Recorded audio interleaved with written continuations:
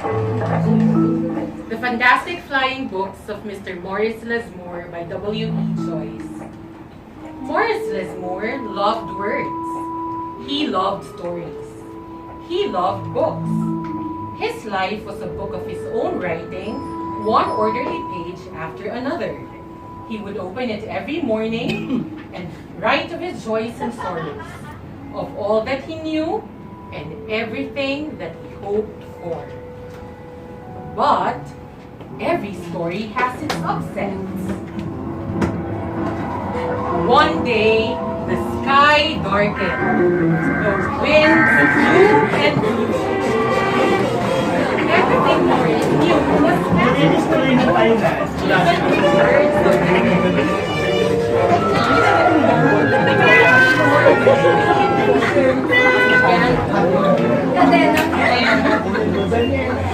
Then, a happy bit of happenstance came his way. Rather than looking down, as had become his habit, Maurice Lessmore looked up. Drifting through the sky above him, Maurice saw a lovely lady. She was being pulled along by a festive squadron of flying books. Maurice wondered if his book could fly, but it couldn't. It would only fall to the ground with a depressing thud. The flying lady knew Maurice simply needed a good story, so she sent him her favorite. The book was an amiable fellow and urged Maurice to follow him. The book led him to an extraordinary building where many books apparently nested.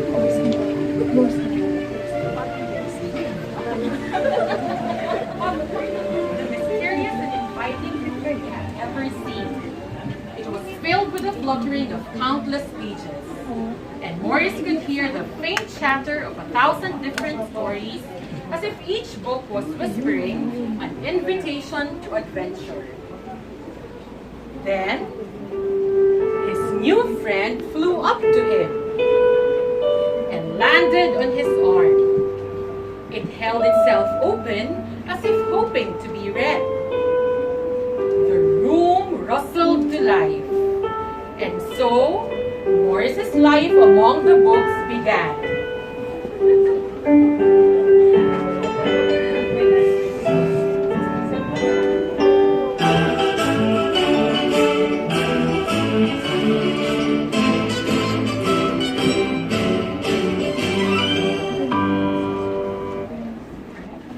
Maurice tried to keep the books in some sort of order, but they always mixed themselves up. The tragedies needed cheering up and would visit with the comedies. The encyclopedias, weary of facts, would relax with the comic books and fictions. All in all, it was an agreeable jumble.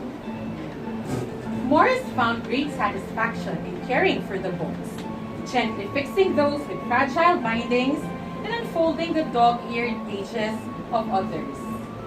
Sometimes, Maurice would become lost in a book and scarcely emerge for days. Maurice liked to share the books with others. Sometimes it was a favorite that everyone loved, and other times he found a lonely little volume whose tale was seldom told. Everyone's story matters, said Maurice, and all the books agreed.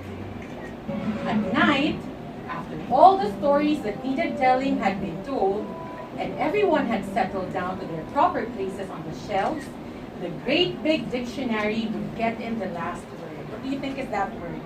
Appropriate when you're sleeping. It was then that Maurice Lessmore would once again write in his own book. He wrote of his joys and sorrows, of all that he knew, and everything that he hoped for. The days passed. So did the months. And the years and years. And Maurice Lessmore became stooped and crinkly.